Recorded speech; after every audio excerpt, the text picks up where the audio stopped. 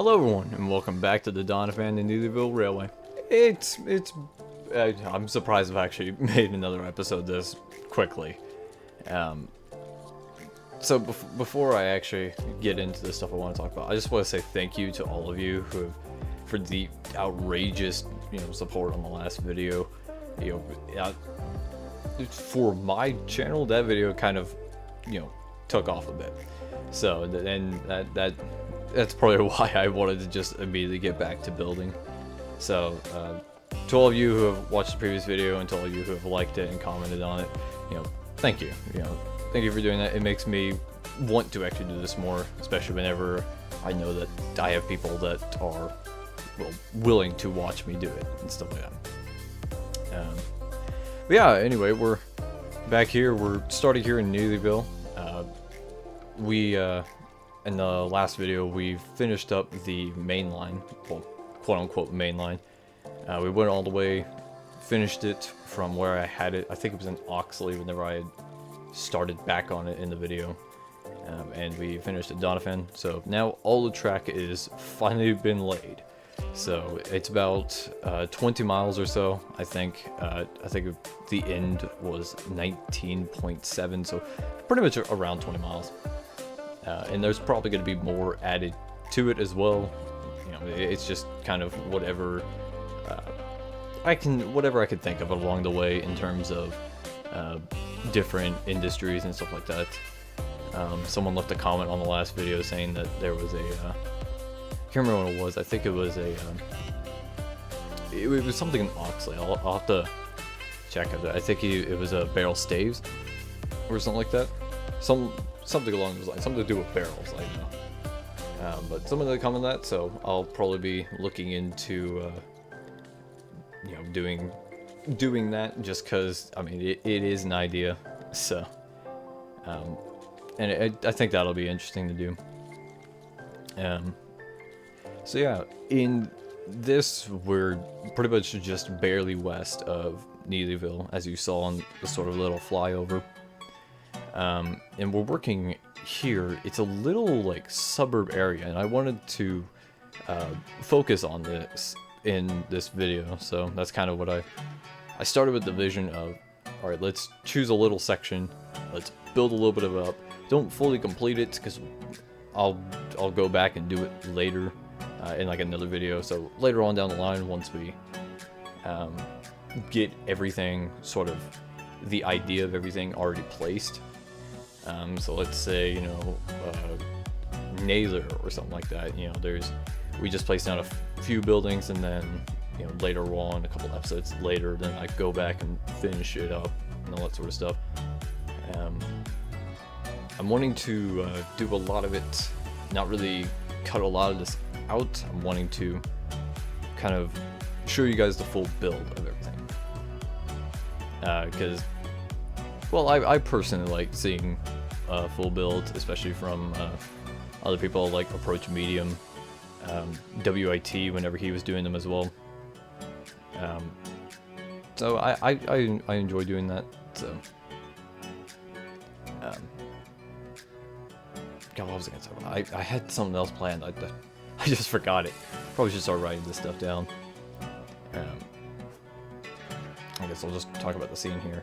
So this is like a little kind of back road suburb, I guess you can call it, in this town. It's very kind of, it's a dirt road, but the houses are they're fairly nice there. So I wanted to try and somewhat replicate that.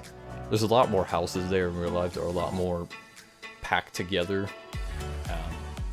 So with a lot of like dividing walls and tons of trees there, but I didn't want to litter the entire area with, some of these STR trees. I didn't want to litter the area. I'm already getting performance drops as it is, just in this area alone. So I'm kind of scared for how the finished product of this route is going to look.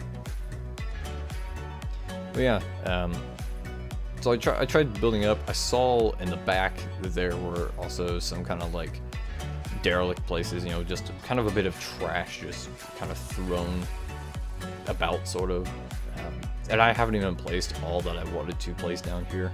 So I just kind of put an abandoned car, put an abandoned camper with a shed, and just kind of called it good for now. There's quite a few other things I want to add here, but I don't want to spend all my current time doing that. And so yeah, so far, for me, this build is going a lot easier and a lot faster than what the White River was.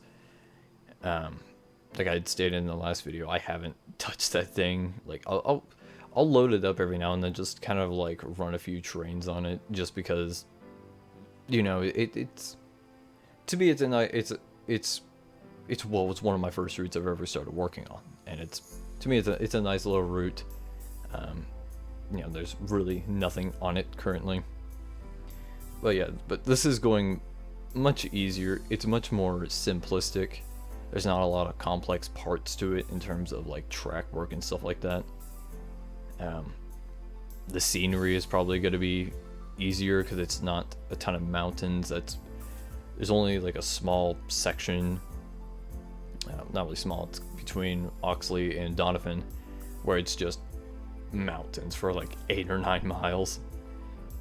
So that's gonna be interesting to make, but it's not kind of like, there's no one really living in those areas, so that's why it'll be a little bit easier, because I won't have to, I literally would just have to make a mountain, call it good, and all that sort of stuff. Well, obviously not just make a mountain, call it good, you know, there's more to it, but you know, in that sort of sense, it'll be easier.